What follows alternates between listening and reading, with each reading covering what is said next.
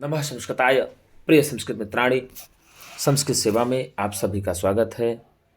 हम लोग पढ़ रहे हैं महाकवि भारवी द्वारा विरचित किरातार्जुनीय महाकाव्य का प्रथम सर्ग, जिसमें हम लोगों ने 1 से 40वें श्लोक तक का तो अध्ययन कर लिया है और उसी 40वें श्लोक की परीक्षा दृष्टि रह गई है। तो उसी परीक्षा दृष्टि को आज हम लोग हल करने के लिए आए हुए हैं। और आपको बता दें कि पहले युधिष्ठिर के भाई भीम की दुर्दशा का वर्णन द्रौपदी करती हैं। उसके बाद अर्जुन की दुर्दशा का वर्णन द्रौपदी करती हैं। उनके बाद नकुल और सहदेव दोनों भाइयों की दुर्दशा का वर्णन द्रौपदी करती हैं। उसके पश्चात स्वयं द्रौपदी कहती हैं कि आपकी कैसी बुद्धि है, मैं आपकी बुद्धि को नहीं जानती हूँ, क्योंकि जो चित्त की वृत्तियाँ होती हैं वो तो बड़ी विचित्र होती हैं, इस कारण से मैं नहीं जान पाती हूँ।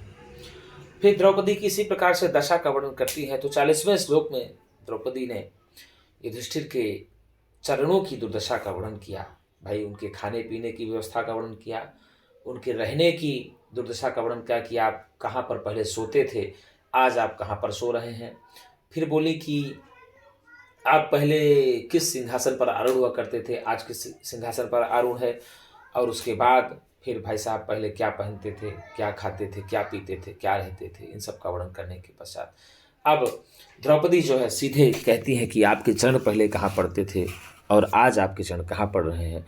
श्लोक 40वां थी श्लोक 40वां ये था कि गुरुजी, अनारतं यौ मणिपीठ सायिनौ अरञ्जयद्राजशिरः स्रजाम्रजः निषीदतस्तौ चरणौ वनेषु ते मृगद्विजालूनशिखेषु बर्हिषाम। अर्थात कहने का मतलब यह है, युधिष्ठिर द्रौपदी से कहती हैं कि हे महाराज, आपके जो निरंतर चरण थे, वह चरण निरंतर मणिमय पादपीठ पर स्थित रहने वाले जिन चरणों को राजाओं की शिरोमालाओं की पराग धूलि रंजित किया करती थी, आज आपके वही दोनों चरण हरिणों और ब्राह्मणों के द्वारा काटे गए अग्रभाग वाले कुशों के समूहों पर पड़ते हैं। यह बड़ी कष्टकारी बात है। तो यह बात कौन कह रही हैं? तो द्रौपदी कह रही हैं। किससे कह रही हैं? तो युधिष्ठिर से कह रहे हैं। तो आइए परीक्षा दृष्टि का हम लोग अब यहाँ पर देखते हैं प्रश्न क्या दिया हुआ है। मृगद्विजालून शिखेषु बर्हिषाम, यहाँ बर्हिषाम पद का अर्थ होगा कुश। बर्हिषाम पद का क्या अर्थ होगा? कुश होगा। और मृगद्विजालून शिखेषु बर्हिषाम, यह पंक्ति किस महाकाव्य से ली गई है?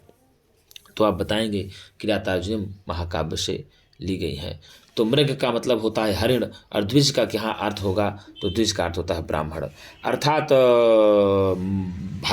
मृगों और ब्राह्मणों के द्वारा काटे गए कुशों के अग्रभाग में किनके चरण पड़ रहे हैं? तो द्रौपदी युधिष्ठिर के चरण पड़ रहे हैं। अर्थात द्रौपदी मृगों और ब्राह्मणों के द्वारा काटे गए कुशों के समूहों पर किसके चरणों को पड़ता हुआ बता रही हैं? तो भाई युधिष्ठिर के चरणों को बता रही हैं। युधिष्ठिर के चरणों को मृगों और ब्राह्मणों के द्वारा काटे गए कुशों के अग्रभाग में पड़ता हुआ कौन बता रही हैं? तो द्रौपदी बता रही हैं। कौन बता रही? द्रौपदी बता रही हैं। निषीद तस्तौ चरणौ वनेषु ते मृगद्विजालेन शिखेषु बर्हिषाम, इस पंक्ति में द्विज का क्या अर्थ होगा? ब्राह्मण होगा। क्या होगा गुरुजी? ब्राह्मण होगा। ये ते पद से किसका बोध होता है? तो ते पद से युधिष्ठिर का बोध होता है। अर्थात क्या कहा? ते चरणौ निषीदतः, ते तौ चरणौ निषीदतः, आपके या तुम्हारे वही चरण पड़ रहे हैं। कहाँ पड़ रहे हैं? हरिणों और ब्राह्मणों के द्वारा काटे गए कुशों के समूहों में पड़ रहे हैं। कहाँ पड़ रहे हैं? समूह में पड़ रहे हैं। यहाँ वनेषु का तात्पर्य समूह अर्थ में होता है। तो बर्हिषाम का अर्थ क्या होगा? कुश होगा। और मृगद्विजालून शिखेषु में कौन सी विभक्ति है? तो भैया मृगद्विजालून शिखेषु में सप्तमी विभक्ति बहुवचन है। क्या है भैया? सप्तमी विभक्ति बहुवचन है। चरणों का विशेषण क्या है? तौ, वे दोनों चरण है। ठीक है, वे दोनों चरण कहाँ पड़ते हैं? तो कुशों के अग्रभाग में या कुशों के समूहों में पड़ते हैं। ठीक है ना। और कुशों के समूहों में पड़ने वाले चरण पहले कहाँ पड़ा करते थे? तो भैया मणिमय सिंहासन पर पड़ा करते थे। मणिमय सिंहासन पर किनके चरण पड़ा करते थे? तो मणिमय सिंहासन पर राजा युधिष्ठिर के चरण पड़ा करते थे। किनके गुरुजी? राजा युधिष्ठिर के चरण पड़ा करते थे। राजा युधिष्ठिर के चरण की शोभा बढ़ाने वाले कौन थे? तो भैया अन्य राजाओं की सिरोमालाओं की रज धूलियाँ बढ़ाया करती थी। अन्य राजाओं की सिरों की मालाओं की रज धूलियाँ किनके चरणों की शोभा को बढ़ाती थी? युधिष्ठिर के चरणों की शोभा को बढ़ाती थी। इस बात को कौन कहता है? इस बात को द्रौपदी कहती है। इस बात को द्रौपदी किनसे कहती है? इस बात को द्रौपदी युधिष्ठिर से कहती है। 40वें श्लोक में द्रौपदी ने युधिष्ठिर का किसकी दशा का वर्णन किया है? तो 40वें श्लोक में द्रौपदी ने युधिष्ठिर के चरणों की दुर्दशा का वर्णन किया है। और अनारतम यौ मणिपीठ साइनौ अरंजयद्राज सृजाम रजः निषेधतस्तौ चरणौ वने सुते मृगद्विजालून शिखेषु बर्हिषाम। इस श्लोक में कौन सा अलंकार है? तो भैया विषम अलंकार है। विषम अलंकार का मतलब यही होता है, पहली स्थिति से दोबारा की जो स्थिति होती है वह विपरीत स्थिति को बताना। मतलब भाई साहब, अर्थ का ना होकर अनर्थ हो जाना, एक प्रकार से देखा जाए। गुरुजी, जो चरण पहले बढ़िया सुशोभित मणिमय सिंहासन पर हुआ करते थे, आज वही चरण जो है गुरुजी ब्राह्मणों, मृगों और ब्राह्मणों के द्वारा काटे गए कुशों के अग्रभाग में पड़ रहे हैं, समूह में पड़ रहे हैं। तो बड़ी कष्टकारी बात है। इस कारण से यहाँ पर विषम अलंकार होता है। और बर्हिषाम पद से क्या तात्पर्य है? तो बर्हिषाम पद से तात्पर्य है कुशों के। किसके गुरुजी? कुशों के। तो इस प्रकार से द्रौपदी युधिष्ठिर की दुर्दशा का वर्णन कर रही हैं। द्रौपदी 40वें श्लोक में किसकी दशा का वर्णन कर रही हैं? तो द्रौपदी 40वें श्लोक में युधिष्ठिर के चरणों की दुर्दशा का वर्णन कर रही हैं। किसकी दशा का भैया? दुर्दशा का वर्णन कर रही हैं। अर्थात सिरोमालाओं की पराग धूलि किसको रंजित किया करती थी? तो सिरोमालाओं की पराग धूलि जो है युधिष्ठिर के चरणों को रंजित किया करती थी। युधिष्ठिर के चरणों को कौन रंजित किया करती थी? तो भैया राजाओं की सिरोमालाओं की पराग धूलि रंजित किया करती थी। और यदि पूछ ले कि मृगद निषेधतस्तौ चरणों बने सुते, इस पंक्ति का संबंध किस महाकाव्य से है? तो किरातार्जुनीय महाकाव्य से। ते पद से किसका बोध होता है? तो युधिष्ठिर का बोध होता है। मृगद्विजालेन शिखेषु बर्हिषाम, इस पंक्ति का संबंध किस महाकाव्य से है? तो किरातार्जुनीय महाकाव्य से है। किरातार्जुनीय महाकाव्य के रचनाकार कौन है? तो किरातार्जुनीय महाकाव्य के रचनाकार हैं भारवी। किरातार्जुनीय महाकाव्य कितने सर्गों का महाकाव्य है? तो 18 सर्गों का महाकाव्य है। किरातार्जुनीय महाकाव्य कौन से रस प्रधान है? तो भैया वीर रस प्रधान महाकाव्य है।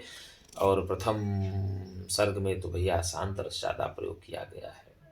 किरातार्जुनीय महाकाव्य में सर्वाधिक छंदों की प्रयुक्त संख्या तो आप जानते हैं किरातार्जुनीय महाकाव्य की कितने श्लोकों में वंशज छंद का प्रयोग किया गया है? प्रथम सर्ग में आप बताएंगे 44 श्लोकों में। किरातार्जुनीय महाकाव्य का प्रारंभ किस शब्द से होता है? श्री शब्द से होता है। किरातार्जुनीय महाकाव्य का अंत किस शब्द से होता है? लक्ष्मी शब्द से होता है। लक्ष्मी पदांक महाकाव्य किसको कहा जाता है? किरातार्जुनीय महाकाव्य को कहा जाता है। अर्थात बृहत्त्रयी के अंतर्गत गिना जाने वाला महाकाव्य सर्वप्रथम कौन सा है? तो किरातार्जुनीय महाकाव्य है। किरातार्जुनीय महाकाव्य की गणना किस महाकाव्य के अंतर्गत होती है? तो बृहत्त्रयी महाकाव्य के अंतर्गत होती है। किरातार्जुनीय रचनाकार की रीति है कौन सी? पांचाली रीति है। पांचाली रीति है। लेकिन किरातार्जुनीय महाकाव्य के प्रथम सर्ग में कौन सी रीति दी गई है? तो किरातार्जुनीय महाकाव्य के प्रथम सर्ग में गुरुजी वैदर्भी रीति दी गई है। किरातार्जुनीय महाकाव्य का मंगलाचरण किस प्रकार का है? तो किरातार्जुनीय महाकाव्य के मंगलाचरण वस्तुनिष्ठ मंगलाचरण है। किरातार्जुनीय महाकाव्य के मंगलाचरण का वक्ता कौन है? वनेचर है। वनेचर युधिष्ठिर के पास मिलने के लिए कहाँ पर आता है? तो द्वैत वन में आता है। और सारा वृत्तांत वनेचर के बता देने के पश्चात युधिष्ठिर कहाँ जाते हैं? तो युधिष्ठिर द्रौपदी के सभा भवन में जाते हैं। और द्रौपदी फिर किन की दशाओं का वर्णन करती हैं? तो द्रौपदी पंच पांडवों की दशाओं का वर्णन किरातार्जुनीय महाकाव्य में करती हैं। द्रौपदी सर्वप्रथम किसकी दशा का वर्णन किरातार्जुन महाकाव्य में प्रारंभ करती हैं तो द्रौपदी सर्वप्रथम भीम की दुर्दशा का वर्णन किरातार्जुन महाकाव्य में प्रारंभ करती हैं। भीम के बाद द्रौपदी ने किसकी दुर्दशा का वर्णन किया है तो अर्जुन की दुर्दशा का वर्णन किया है।